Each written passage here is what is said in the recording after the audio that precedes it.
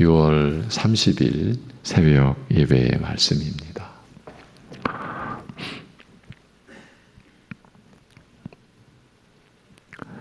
영원히 하나님과 함께할 수 없었던 저희들에게 하나님과 영원히 함께할 수 있는 길을 친히 열어주시고 그 은혜 안에 우리를 두신 우리 아버지 하나님, 오늘도 하나님께로부터 받은 이 새날을 하나님의 은혜로 살며 우리가 어떤 일을 겪든지 하나님을 의지하고 하나님께 모든 것을 맡기며 살 수 있음을 이 새벽에 먼저 감사드리오니 우리를 불쌍히 여겨주시고 이 새벽에도 우리에게 말씀을 내려주셔서 주님의 몸된 교회에서 선포되는 말씀을 사람의 말로가 아니라 하나님의 말씀으로 받음으로 인하여서 그 말씀이 우리 안에서 역사하는 은혜로 사는 우리들 되게 인도하여 주옵소서. 예수님의 이름으로 기도하옵나이다. 아멘. 고린도전서 1장 30절 31절 보신 후에 로마서 4장 보도록 하겠습니다. 고린도전서 1장 30절 31절 고린도전서 1장 30절 31절 시작. 너희는 하나님으로부터 나서 그리스도 예수 안에 있고 예수는 하나님으로부터 나와서 우리에게 지혜와 의로움과 거룩함과 구원함이 되셨으니 기록된 바 자랑하는 자는 주 안에서 자랑하라 함과 같게 하려 함이라. 아멘. 로마서 4장 5절에서 8절까지만 보시겠습니다. 로마서 4장 5절에서 8절입니다. 다 같이. 이를 아니할지라도 경건하지 아니한 자를 의롭다 하시는 이를 믿는 자에게는 그의 믿음을 의로 여기시나니 일한 것이 없이 하나님께로 의로 여기심을 받는 사람의 복에 대하여 다윗이 말한 바 불법이 사함을 받고 죄가 가리어짐을 받는 사람들은 복이 있고 주께서 그 죄를 인정하지 아니하실 사람은 복이 있도다 함과 같으니라. 아멘. 고린도 전서의 본문, 그 1장 본문 중 30절을 중점적으로 보고 있습니다. 그리스도께서 이루신 일로 인해서 우리가 자기 자신을 위해 살 이유가 없다, 살 필요가 없다라는 점을 계속 확인하고 있는 중입니다. 그러니까 그리스도께서 우리를 위해서 이루신 일들로 인해서 우리 신자들이 지금뿐만 아니라 앞으로 또 영원히 하나님과 더불어 온전히 살 수 있게 되었으니 굳이 우리가 자신을 위해 살 필요가 없다라는 점을 짚어보고 있는 겁니다. 왜 이런 내용을 우리가 살피고 있습니까? 잊고 계신 분들을 위해서 상기시켜드리면 데살로니가 전서 5장을 마무리하면서 아직 우리가 데살로니가 전서 5장을 마무리 못했죠. 이제 데살로니가 전서를 마무리하고 이제 후서를 봐야 되는데 이 5장 마지막 부분에서 제시된 교훈의 말씀이 전체적으로 보면 자신을 위하거나 자신을 세우려고 하지 말고 피차 권면하고 서로를 세우라는 말씀이었습니다. 그런 인격과 성품을 지닌 신자로 우리가 서로 권면하며 세움을 받아가는 것이, 우리 피차 서로 그렇게 세움을 받아가는 것이, 자라가는 것이 예수께서 우리를 위하여 죽으사 우리로 하여금 깨어있든지 자든지 자기와 함께 살게 하려 하신 뜻을 이루는 것이라 했습니다. 이렇게 우리가 세워져 가고 이렇게 우리가 살아가기 위해서 우리가 그런 사람이 되어 그런 하나님의 뜻을 쫓아 살아가기 위해서 오랜 시간을 들여서 말씀을 나누고 있습니다. 다시 말씀을 드립니다. 예수님이 우리를 위하여 죽으셔서 우리로 하여금 깨어있든지 자든지 자기와 함께 살게 하려 하셨습니다. 데살로니가 전서에서 깨어있다, 깨어있는 것은 육신으로 살아있을 때를 가리키고 데살로니가 전서에서는 자는 것은 육신의 삶을 지난 뒤, 그러니까 육신의 삶을 이제 마치고 이어지는 그 뒤를 일컫습니다. 자는 것은. 그러니까 육신으로는 죽은 뒤입니다. 그러니까 이 땅에서의 삶이나 새 하늘과 새 땅에서의 삶이나 이렇게도 볼 수 있죠. 현세에서의 삶이나 내세에서의 삶이나 예수님과 함께 하는 삶을 사는 신자들. 예수님께서 우리를 위하여 죽으신 것은 우리가 깨어있든지 자든지 예수님과 함께 살도록 하시기 위함이라고 했죠. 그래서 예수님과 함께하는 삶을 살아가는 신자들은 자신을 세우기 위해 자신을 위해 사는 것이 아니라 서로를 위해 사는 것이라고 하였습니다. 그래서 자신을 위하는 것을 악이라고 하고 이제 그렇게 이제 정리가 된 거죠. 주님의 뜻을 따라 서로를 위하는 것이 선이라고 정의하며 모든 일을 헤아려 선을 취하고 서로를 섬기고 악은 자기 중심으로 자기를 위해 사는 것은 어떤 모양이라도 버리라고 하였습니다. 이것이 바울이 데살로니가 전서를 통해서 전한 하나님 말씀입니다. 이 말씀을 따라 우리가 여기서나 이 생 다음에 내세에서나 예수님과 함께 살아가는 삶을 살아가기 위해서 오랜 시간 이 새벽에 관련된 말씀을 찾아보고 있는 것입니다. 우리가 자신을 위해서 살 수밖에 없는 그런 존재들 아니었습니까? 근데 이제 우리가 그렇게 살지 않게 된 우리라는 것을 말씀을 통해서 확인해 가고 있는 겁니다. 이제 본문으로 돌아가서 그러면 예수님께서 우리를 위해 이루신 일, 그래서 우리의 것이 되게 하여 주신 그 일에 관하여 진술하기를 예수님이 우리에게 지혜가 되셨다라고 합니다. 그리고 이 30절은 그리스도께서 우리에게 지혜가 되셨다라는 것을 의로움과 거룩함과 구원함이 되셨다는 것으로 설명한 구문이라고 했으며 예수님이 우리에게 의로움과 거룩함과 속량함, 이 구속함이 되신 것이 바로 우리에게 지혜가 되셨다는 뜻이라고 했어요. 한 번 더 반복해드리면 오직 우리에게 의가 되어주시고 거룩이 되어주시고 속량이 되시는 그 일에서 그 차원에서 예수님이 우리에게 지혜가 되셨다. 이런 뜻이라고 했어요. 이제 우리가 앞으로 이제 거룩함에 대해서 또 이렇게 나름대로 좀 볼 텐데, 이 의가 되셨다, 우리의 거룩이 되셨다. 이 두 구절이, 그리고 그것을 받쳐주는 속량함이 되셨다. 이 내용이 우리의 처음과 또 과정, 이 처음이라고 하는 것은 우리가 믿음으로 이제 하나님 앞에서 거듭나서 살게 된 그 시작과 그렇게 살아가면서 우리가 되어지는 거룩해져가는 그 모든 것, 그 모든 것에서 예수님이 우리에게 지혜가 되셨다. 우리가 믿음으로 거듭난 삶을, 구원받은 삶을 살아가는 데 있어서 모든 바탕, 모든 근거, 모든 토대가 누구시라고요? 예수 그리스도시라고요. 이런 내용을 우리가 지금 확인해 가고 있는 거예요. 말씀을 살펴가면서 그 말씀의 내용이 다 지금 예수님께서 우리를 위해 이루시고 또 우리에게 우리의 겉되게 하여 주신 그 내용들이잖아요. 우리가 예수님을 믿음으로 살면서 이러한 내용들을 모른다면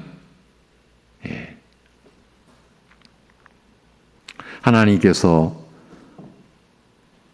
영원한 선물 보따리를 주셨는데 우리는 선물 보따리를 안 풀고 그 선물이 뭔지도 모르고 그냥 있는 그런 처지라고 볼 수도 있는 거죠. 이런 의미를, 이런 내용을 모르면. 우리 교회는 예수를 믿음으로 우리가 죄에서 사함받아 구원받습니다.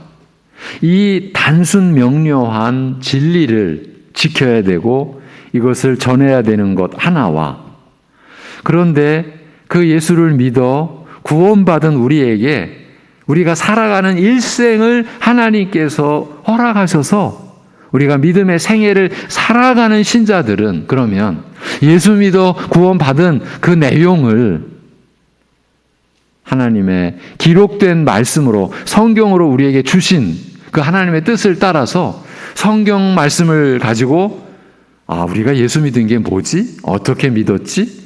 그 결과가 뭐지? 그래서 우리가 어떻게 살아가게 되어 있는 거지? 이것을 알라고 하신 거예요.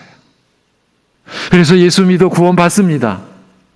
이 단순 명료한 복음을 붙들고 또한 그 진리를 풀어주신 성경 말씀을 우리가 알아가는 것이 우리 평생에 하나님을 알아가는 것, 하나님을 사랑하는 것, 하나님을 사랑하며 사는 것 다 같은 얘기죠.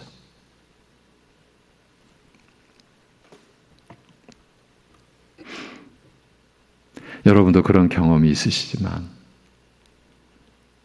이제 말씀의 종인 저로서 신비로운 일 중에 하나, 물론 은혜요, 감사죠. 평생을 교회 출석도 안 하시고 예수 믿으라는 소리에 진절머리 내시던 분들이 생애 마지막에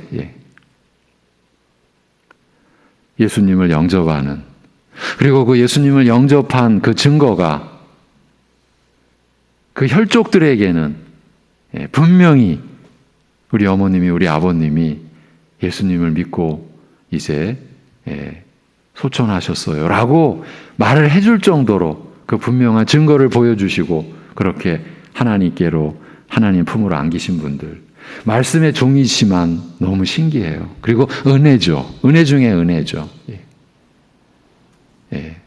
송내중앙교회를 섬기면서 우리 성도님 가정에서 어머님이나 아버님에게 복음을 전해달라는 부탁을 받고 이제 육신의 생애는 얼마 남지 않는 그 어르신들에게 복음을 전하고 복음이 받아들여지는 그 역사를 정말 체험하면서 하나님의 역사에 대해서, 은혜에 대해서 참 놀란 적이 한두 번이 아닌데, 그분들은 공통점은 믿음으로 살아갈 생애가 많이 허락되지는 않았어요. 한 달, 두 달, 석 달. 그런데 대부분의 신자들에게는 그 믿음으로 사는 일생이 허락되어졌어요. 그분들과 우리의 차이는 뭐냐? 우리는 예수 믿어 죄사함 받고 천국 백성으로 약속받은 구원받은 자로 살아가는 생애가 주어진 거잖아요. 그 생애 동안에 우리는 하나님의 말씀을 통해서 예수님이 우리에게 의가 되셨다, 거룩이 되셨다, 속량함이 되셨다, 이런 말씀을 알아가도록, 그것이 하나님의 뜻인 거죠. 예수 믿어 구원받는 건 똑같습니다. 그 믿음 이후에 삶이 허락되지 않은 분들과 우리와 진리를 받은 그 내용은 똑같은데 우리는 그 하나님의 뜻으로 성도의 생애라는 일생을 허락받은 거예요. 그러면 그 안에서 우리가 뭘 합니까? 뭐가 달라야 되는 겁니까? 예수님께서 베푸신 은혜가 뭔지, 아버지의 그 사랑이 뭔지 우리가 알아가는 거죠. 우리가 지금 그 일을 하고 있는 겁니다. 그래서 예수님과 함께 살기 위해서 이제 그 의로움과 거룩함과 그 속량함이 되셨다라는, 그것이 우리에게 예수님이 지혜가 되신다라는 그 내용을 가지고 이제 우리가 의로움부터 찾아가고 있었죠. 이틀 동안 예수 그리스도께서 우리에게 의로움이 되셨다, 곧 의가 되셨다라는 의미를 로마서를 통해서 우리가 확인하고 있는 거죠. 중심 구절이 시작하는 구절이 로마서 3장 21절, 22절이었습니다. 이제는 율법 외에 하나님의 한 의가 나타났으니, 이 말은 율법을 준행함으로써 이루어낼 수, 하나님의 의를 소유할 사람이 없기 때문에, 없어요. 이 역사 속에 죄인으로서는. 그래서 율법 외에 하나님의 한 의가 나타났으니 율법과 선지자들에게 증거를 받은 것이라고, 예수 그리스도를 믿음으로 말미암아 모든 믿는 자에게 미치는 하나님의 의다. 이것이 우리가 구원을 받는 요체죠, 요체. 하나님의 의인이 차별이 없느니라고 말씀합니다.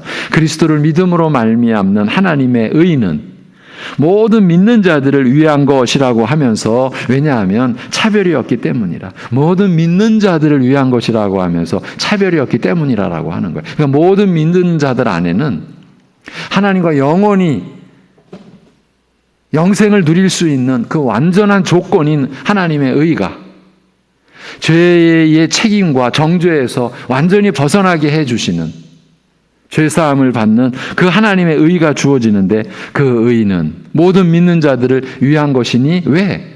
차별이 없기 때문이라.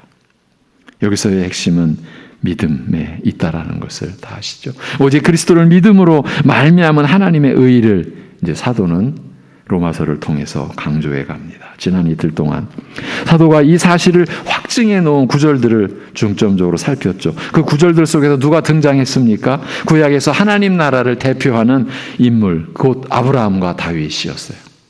그러니까 구원 얻는 믿음은 구약이나 신약이나 동일하다. 사람이 의롭다 하심을 얻는 것은, 의롭다함을 얻어야 천국에 속한 자 되고, 그리고 그 영생을 살아가는 기업을 상속받게 되는데, 그 상속을 받기 위해서, 세상의 후사가 되기 위해서는 의로움을 받아야 되는데, 하나님의 의를 받아야 되는데, 그 의로움을 얻는 것은 오직 믿음으로만이다. 이 점에서 구약이나 신약이나 동일하고, 구원의 도리는 동일하고, 구약의 대표적 인물인 아브라함과 다윗이 그들의 생애를 통해서 바로 그 사실을 확증해 주었다. 이 점을 우리가 확인했죠. 결국 행위로냐 믿음으로냐, 이 주제는 하나님 나라의 건설에 있어서 언제나 핵심입니다. 그만큼 중요하다는 뜻입니다. 그리고 이 점이 바로 이단이냐 정통이냐를 가르는 기준이 또 됩니다. 그렇기 때문에 우리는 항상 내가 하나님 나라에 속한 자냐라고 했을 때 믿음으로냐 행위로냐를 늘 우리 스스로 분별해야 합니다. 갈라디아서가 이 점을 강렬하게 그리고 확실하게 보여줍니다. 이 서신에서 사도 바울은 믿음의 행위를 섞는 것을 다른 복음이라고 규정했습니다. 그리스도의 은혜로 너희를 부르신 이를 이같이 속히 떠나, 우리 교회로 우리 신자들을 부르는데 그리스도의 은혜로 너희를 불렀다, 이렇게 표현을 해요. 그리스도의 은혜로 너희를 부르신 이를 이같이 속히 떠나 다른 복음을 따르는 것을 내가 이상하게 여기노라. 다른 복음은 없나니 다만 어떤 사람들이 너희를 교란하여 그리스도의 복음을 변하게 하려 함이라. 그러나 우리나 혹은 하늘로부터 온 천사라도 우리가 너희에게 전한 복음 외에 다른 복음을 전하면 저주를 받을지어다 라고 갈라디아서 1장에서 이렇게 바울의 서신 중에 가장 강한 어조의 서신이 이렇게 시작을 하는데, 그리고 2장에서 할례에 대한 언급이 이제 드디어 나오죠. 그리스도를 믿으면서도 할례는 받아야 된다. 그리스도를 믿으면서도 그것만으로는 안 된다. 할례는 꼭 받아야 된다. 이러한 주장. 이것이 다른 복음이다. 아니, 할례도 아브라함에게 태어난 지 8일 만에 할례 시키라 하지 않았느냐. 이제 이렇게 나오는 거죠. 여러분. 이 사안이야말로 믿음의 행위를 섞는 초대교회의 대표적 사례였습니다. 바울은 이를 다른 복음이라고 규정하며 이것을 전하는 자들에게 저주가 임하기를 기원하기까지 했습니다. 저주를 받으라고요. 얼마나 중대한 문제였으면. 그러니까 이거야말로 교회냐 아니냐. 구원은 받느냐 아니냐 이 문제인 거예요. 그래서 우리가 전한 복음에 다른 것을 전하는 자에게는 저주가 이 말이라고 이렇게까지 얼마나 중대한 문제였으면 그렇게까지 해야 했겠습니까? 행위로냐 믿음으로냐는요, 인간의 공로로냐 하나님의 은혜로냐라는 식으로 대체할 수 있어요. 표현을 인간의 공로로냐 하나님의 은혜로냐, 언제나 이 기준으로 우리 자신의 믿음과 그로 인한 삶을 들여다보고 또 판단해 볼 수 있어야 합니다. 어떤 시점부터 우리도 모르는 새에 믿음의 자리에서 행위의 자리로 옮겨가 있을 수가 있기 때문입니다. 하나님의 은혜보다는 자신의 무언가를 더 내세우는 입장에 선다라는 뜻입니다. 자기도 모르는 새의 말입니다. 이렇게도 볼 수 있습니다. 자신은 분명히 믿음만을 강조한다라고 하는데, 난 믿음으로 살아라고 하는데 사실은 행위를 섞고 있을 수도 있다라는 겁니다. 이렇게 행위가 섞여지게 되면 중심이 믿음에 있지 않고 행위에 가게 돼 있어요. 이 분별이 절대로 간단치 않고 쉬운 일이 아니에요. 말씀 안에서 성령께서 일깨워 주시지 않으면 우리도 언제든지 속을 수 있다는 점을 잊지 마셔야 돼요.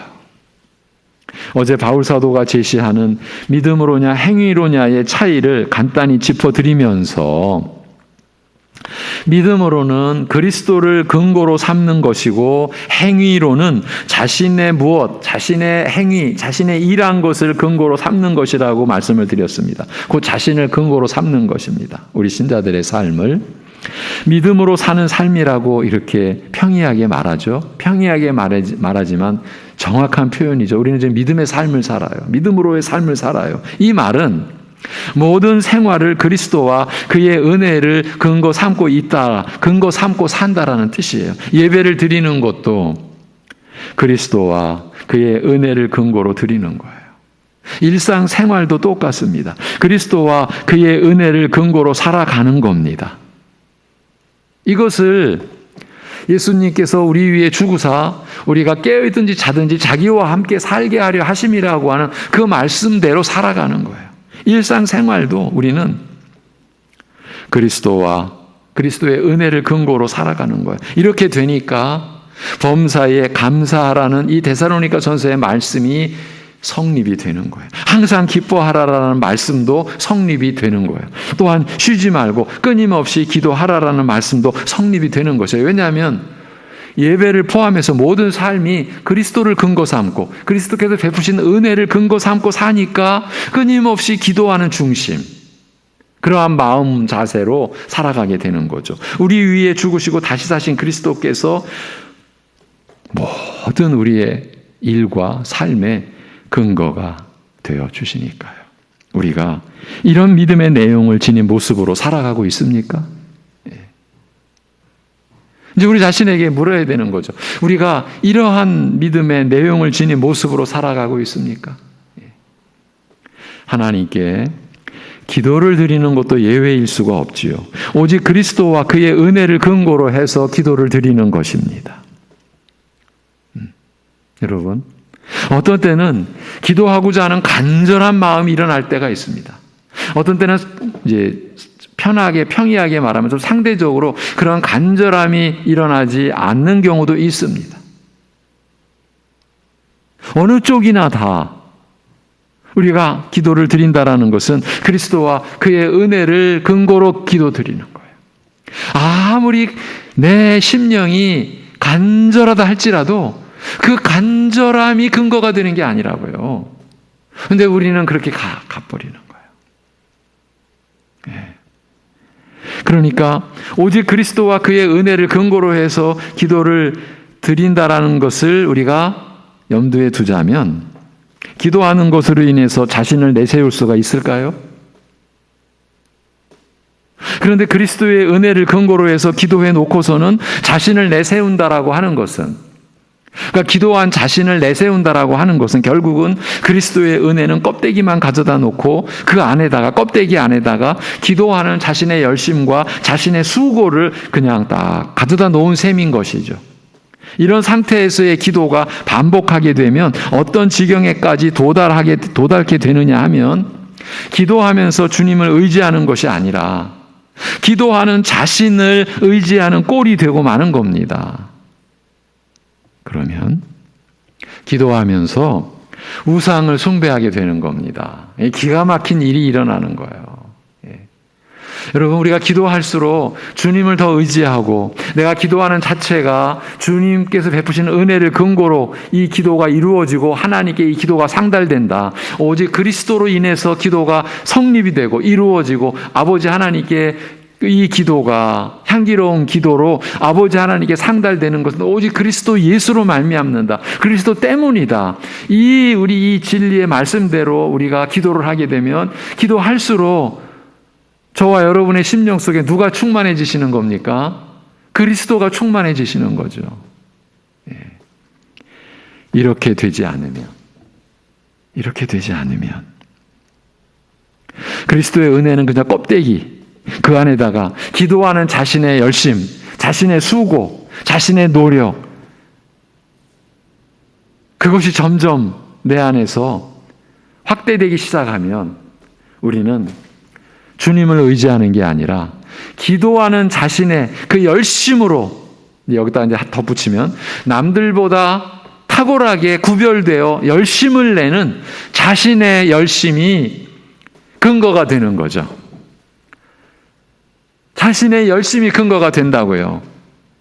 여러분, 이제 이거를 분별해 가셔야 돼요. 그래서 어제도 제가 또 잊을만 해서 말씀을 드린 거예요. 우리가 새벽에 여기 나와서 함께 찬송하고 예배 드리는 것은 날이 갈수록 감사합니다.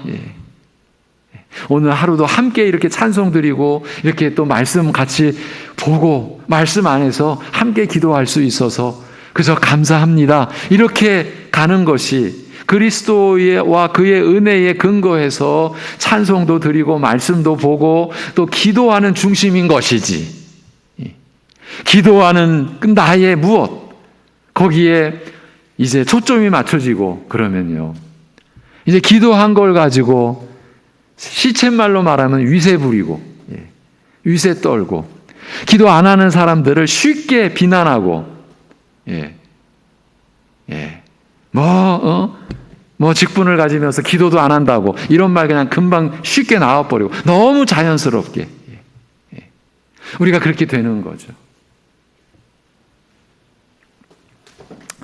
그렇게 될 경우에 무서운 것은 자신의 열심이 근거가 될 때에 그게 자신을 의지하게 되는 거예요.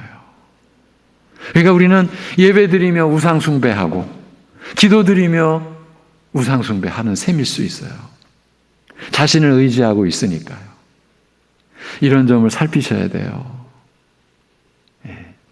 기도하는 자체와 그 응답 모두 그리스도만을 근거로 삼고 있어야 되는데 앞에서 언급한 대로 가버리면 자신의 간절함과 열심을 근거로 삼고 응답을 요구하게 되는 것이에요.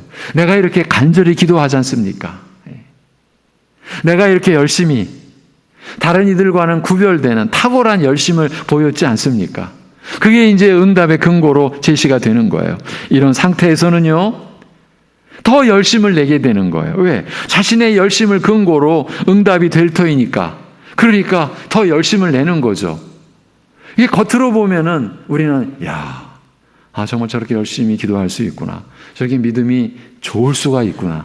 근데 다 속는 거예요, 다. 본인도 속고 그걸 보는 이들도 속고. 이제 우리 모두 분별을 해야 합니다. 방금 언급한 기도를 그리스도의 이름으로 드리는 기도라고 할 수 있겠습니까? 그리스도와 그가 이루신 은혜에 근거한 기도라고 할 수 있겠습니까? 이렇게 믿음으로냐 행위로냐의 문제는요, 절대로 간단치 않다라는 점을 망각하시면 안 됩니다. 우리가 예배를 드리는 것이, 그리고 우리가 살아가는 것이 그리스도의 은혜로 지금 되어지는 것이냐. 한 끼에 일용할 양식을 놓고서도 이것이 하나님이 주시는 생명의 양식. 이게 그리스도께서 광야에서 만나를 주시고 반석을 쳐서 생수를 내려주실 때 그 반석이고 그리스도시라고 고린도전서 10장에서 바울 사도가 성령 안에서 풀이해 줬잖아요. 바로 그리스도시다. 그러니까 이 이스라엘 백성들이 광야 40년 동안 만나와 그 광야에서의 생수를 마신 것은 다 누구로부터 받은 양식이에요? 그리스도예요. 그리스도. 그것을 이제 훗날 오병이어의 이적을 베푸신 예수님께서 내가 곧 생명의 떡이다. 우리가 함께 일용할 양식을 받으면서 그리스도의 은혜를 먹고 마시는다라고 하는 그러한 믿음을 고백할 수 있는가? 고백하고 있는가? 내가 수고해서 받은 양식이니까 이런 생각이 뭔가 어디인가는 있어가지고 물론 겉으로는 드러내지 않아도 마땅히 내가 받아야 될 양식인 것처럼 우리 안에 이런 내용이 얼마나 차 있는가 이걸 우리가 분별해 가야 한다는 거예요. 예수님이 우리에게 의로움이 되셨다. 이제 거룩함이 되셨다. 속량함이 되셨다라는 게 우리의 전부예요. 이제 점점 우리가 이미 그렇게 고백하고 계신 분들도 있고 우리가 이 고린도전서를 보면서 점점 확인해 가시겠지만 우리의 전부예요. 그리스도께서 우리가 지혜가 되시지 않았으면 우리는 끝이에요. 죄사함도 없고 구원의 은혜도 없고 아무것도 없어요. 이 모든 게 전부예요. 그리고 이 생에서만이 전부가 아니라 내세에서도 전부예요. 그런 하나님의 은혜가 이 한 구절에 담겨 있어요. 근데 우리가 그 은혜를 받는 것은 행위로가 아니라 오직 믿음으로라는 거. 근데 이것을 우리가 놓쳐버리면요. 그러니까 우리가 지금 이렇게 기도하는 거, 이렇게 말씀을 이렇게 우리가 나누는 것도 오직 그리스도와 그가 베푸시는 은혜를 근거로 해서 지금 우리가 받고 있는 거예요. 그러니까 우리가 찬송의 기쁨이 일어났을 때 우리는 찬송하는 내가 오늘따라 좀 영적으로 좀 깨어 있어가지고, 오늘은 내가, 우리 어르신들은 그런 말 옛날에 했잖아요. 오늘은 좀 기도발이 좀 섰네. 오늘은 좀 영발이 좀 섰네. 우리 그런 얘기 했잖아요. 그게 다 행위로 간 거예요. 아니, 기도발이 쓰고 영발이 쓰다니. 그리스도와 그의 은혜를 근거로 해서만이 우리가 누리는 건데. 찬송도 어떤 때는 찬송이 잘 되면은 내가 오늘 은혜 충만하네. 자기가 충만한 거지. 이런 점에서의 분별은 우리가 계속해 가야 돼요. 어느 순간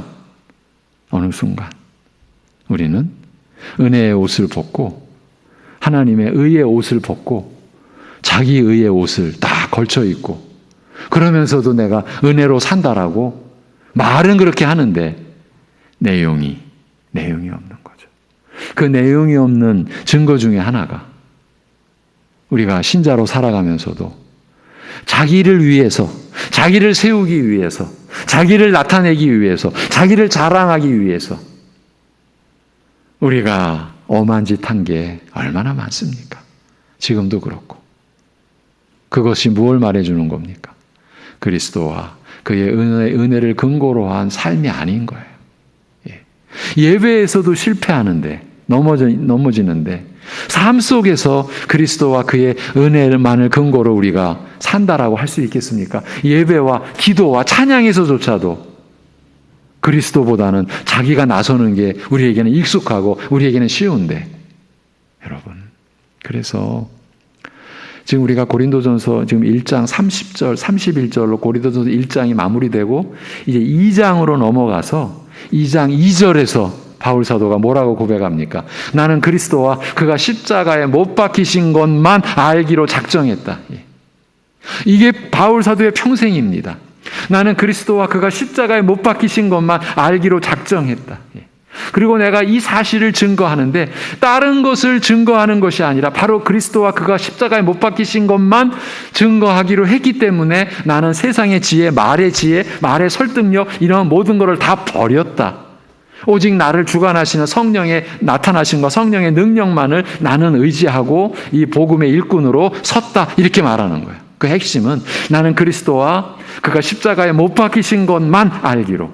오늘 우리 신자들이 그리스도와 그가 십자가에 못 박히신 것만 알기로 하며 내가 살겠습니다. 이런 고백을 우리가 할까요? 그런 고백을 한다 하더라도 그것이 삶의 전부냐 아니면 일부분이냐라는 차원에서 우리 한번 우리 자신을 돌이켜 보자고요. 그렇게 봤을 때 우리는 구원의 복음, 진리의 말씀으로 돌아가야 할 여지가 너무 많은 거예요.